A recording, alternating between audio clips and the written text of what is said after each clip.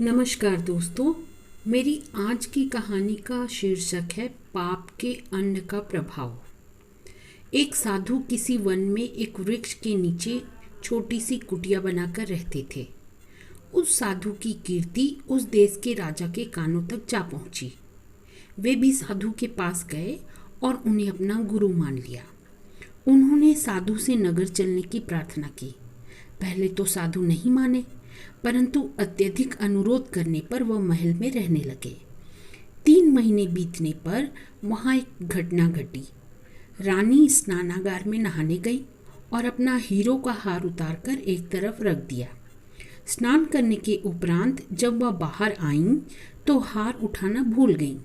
कुछ ही देर बाद साधु बाबा इस स्नानागार में स्नान करने के लिए गए। उन्होंने हार को देखा तो मन बदल गया। उन्होंने हार शीघ्रता से उठाया और छुपाकर राजभवन से बाहर निकल गए और एक विशाल वन की ओर चले गए।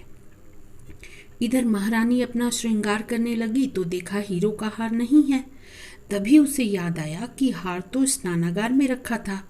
वहां दासी को भेजा कि हार ले आए। दासी ने वापस आकर बताया कि हार तो वहां नहीं है। रानी ने स्वयं वहां जाकर देखा, परंतु वहां हार था ही नहीं। तब खोज की गई कि रानी के पश्चात स्नानागार में कौन गया था। खोज लगाने पर पता चला कि स्वामी जी गए थे।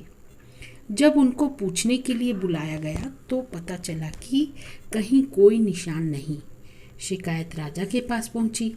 राजा ने आज्ञा दी, उस साधु को ढूंढो, नगर में और नगर से बाहर। प्रत्येक दिशा में सिपाही दौड़े, परंतु साधु भी कच्ची गोनियां नहीं खेला था। वह उस मार्ग पर गया जिधर प्रायः कोई आता जाता ही नहीं था। सारा दिन इधर उधर भागता रहा और जब उसे विश्वास हो गया कि अब उसे कोई पकड़ नहीं सकता, तब वह थककर एक पेड़ के नीचे बैठ गया। उसे भूख लगने लगी।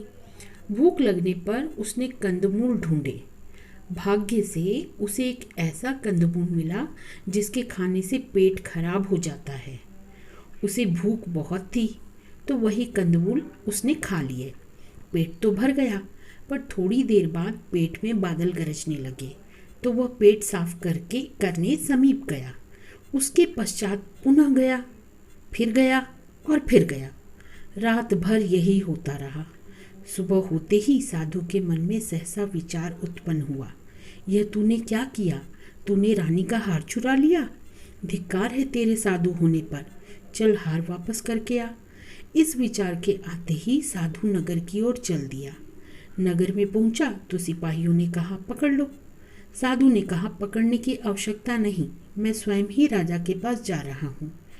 राजमहल में पहुंचकर वह सीधा राजा के पास चला गया।